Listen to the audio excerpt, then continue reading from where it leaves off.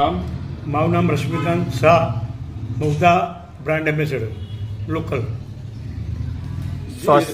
રશ્મિભાઈ, આપણે સરકાર દ્વારા સ્વચ્છતા હી સેવા 2024 17 સપ્ટેમ્બરથી 2 ઓક્ટોબર સુધી છે, તો આપ નગરજનો માટે શું સંદેશો આપવા માંગો છો? હું નગરજનોને મારી એક વિનંતી છે, સ્વસ્થ મૌધા સ્વસ્થ મૌધા.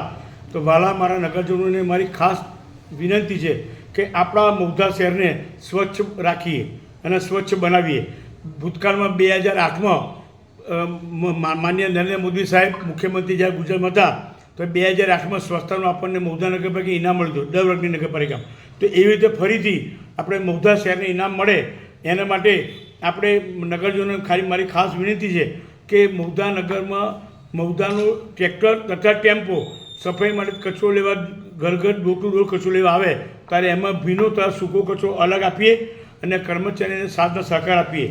તથા મૌધા નગરની તમામ સંસ્થાઓ, પાનના ગલ્લા હોય, આપણે દવા હોસ્પિટલો હોય, બેંક હોય કે વેપારી મિત્રો, તે મારી ખાસ વિનંતી છે તથા શાકભાજીને કે તમારો નીકળતો કચરો સૂકો કે ભીનો જ્યાં નગરપાલિકાનું સાધન આવે ત્યારે એમાં આપીએ, ત્યાં સુધી આપણે ત્યાં રાખીએ. કારણ કે મેં ઘણા સ્પોટ જોયા છે મૌધામાં કે ગમે ત્યાં ખુલ્લો કચરો ફેંકે છે, તો એવો કચરો નગરપાલિકામાં ડબલ ખર્ચો થાય તથા તમને ગંદકી બી ગામમાં દેખાય છે. તો અને તથા ખુલ્લી ગટરોમાં પ્લાસ્ટિક નાખે છે, ચાના ગ્લાસ નાખે છે. તો આવું નહીં નાખતા અને મૌધા નગરપાલિકા જે સ્વચ્છતા અભિયાન ચલાવે છે એમાં ખાસ સાથનો સહકાર આપવા મારી ખાસ વિનંતી છે. તથા ત્યાં આપણા ઘરની આસપાસ પાણી ભરી રહેતું હોય તો ત્યાં ભરેલું ઓઇલ નાખો તો મચ્છરનો ઉપદ્રવ નહીં થાય. કારણ કે મચ્છર જ્યાં પાણી ચોખ્ખું પાણી હશે ત્યાં એના ઈંડા મૂકશે અને પછી મચ્છર થશે. તો આવા સમયે જો તમારો પાણી નિકાલ ના થાય તો નગરપાલિકાને જાણ કરો, તો નગરપાલિકા ત્યાં એની ભરેલું ઓઇલ તથા કેમેક્સનો છંટકાવ કરી અને ત્યાં સ્વચ્છતા કરી દેશે. આવું ખાસ મારી વિનંતી છે.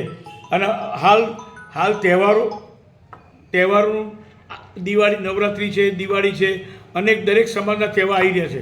તો આવા સમયે આપણે નગરને એકદમ સ્વચ્છ રાખીએ જેથી કરીને તહેવારમાં જે બહારના લોકો આવે તો એમને બી એક સારો મેસેજ જાય કે મૌધા સ્વચ્છ શહેર છે. આવી એક મારી ખાસ અપીલ છે. ક્યાંક ને ક્યાંક સફાઈને લઈને રજૂઆતો આવે છે. હા સાહેબ, એ સફાઈની રજૂઆત આવતી હશે, હું માનું છું એવું. પણ ઘણી વખત કેવું થતું હોય સાહેબ કે સરકારી જગ્યાઓ એટલે નગરપાલિકાની ખુલ્લી જગ્યાઓ હતી અને એક ખાડ વિસ્તાર કહેવાય કે જે ખાડા હતા ત્યાં લોકોએ પહેલાં ઝૂંપડા બનાવ્યા, પછી મકાનો બનાવ્યા. હવે એ વિસ્તારમાં પાણી નિકાલ જ નથી કે જ્યાં મૌધા શહેરનો પાણી નિકાલ હતો ત્યાં આગળ એ લોકોએ મકાનો બનાવી દીધા હોય એટલે એક તો પહેલો પાણીનો નિકાલ થઈ ગયો બંધ અને ત્યાં આગળ પાણી ભરાઈ રહે છે. એટલે એ છતાંય નગરપાલિકા એનો અમલ કરે છે, પાણીનો નિકાલ કરવો, એમની જે તકલીફો છે સોલ્વ કરે છે. ક્યાંક ને ક્યાંક નગરપાલિકાના અધિકારીઓ સામે પણ નગરજનો આક્ષેપ કર્યા છે કે અધિકારીઓ અમારું સાંભળતા નથી. બાબતે શું કહેવું? હા, અધિકારીઓની કદાચ કોઈ કમ્પ્લેન હશે, મારા ધ્યાનમાં આવ્યું છે. મેં મારા ચીફ ઓફિસર સાહેબને બી આ જાણ કરી છે કે અધિકારી નગરજનોની કોઈ બી કમ્પ્લેન હોય તો એને સાંભળવી જોઈએ અને એનું વહેલી તકે સોલ્યુશન લાવવું જોઈએ. આવું મારી ધ્યાનમાં આવ્યું છે અને મેં મારા સીઓ સાહેબને જાણ કરી છે અને મામલતદાર સાહેબને બી વાત કરી છે. કારણ કે સ્ટાફમાં બી થોડા મતભેદો અને મતભેદો થતા હોય એના કારણે આ કદાચ બનતું હોય. તો એના માટે અમે ટૂંક સમય મિટિંગ બી બોલાવવાના છે. સફાઈ કામદાર, સ્ટાફ અને સાહેબ સાથે બેસી અને આનું એક સંકલન કરવાનું પ્લાનિંગ કરેલું છે. ટૂંક સમય પહેલાં જે અરજદારે અરજી કરી હતી તેના સામે ધમકી આપવામાં આવી છે, શું કહેવું છે આપનું? એ મારા ધ્યાનમાં નથી આવ્યું, પણ આજે આપશ્રીએ જે વાત કરી એના અનુસંધાનમાં હું બેનને વાત કરીશ. કારણ કે અમારે એસઆઈ છે ને પૂજાબેન, હવે એમણે શું વાત થઈ છે બહુ મને આઈડિયા નથી, પણ એ બેન સાથે સોમવારે હું બોલાવી અને હું વાત કરીશ. અરજદારને બી બોલાવીશ કે ભાઈ તારે શું પ્રોબ્લેમ છે. આમ તો ડેઇલી બેનનું કહેતો જ હોઉં છું કે ભાઈ અરજદાર કોઈ બી હોય એની કમ્પ્લેન સોલ્વ કરવાની જવાબદારી નગરપાલિકાની આવે છે.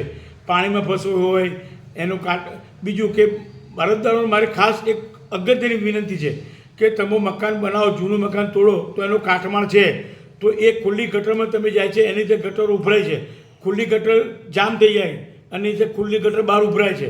તો આવું એક ગટર ઉપર તમે કોઈ પતરા કે સાધન મૂકો અને પછી તમારું મકાન તોડો તો એ ગટર ચોખ્ખી રહીને પાણીનો નિકાલ થઈ જાય.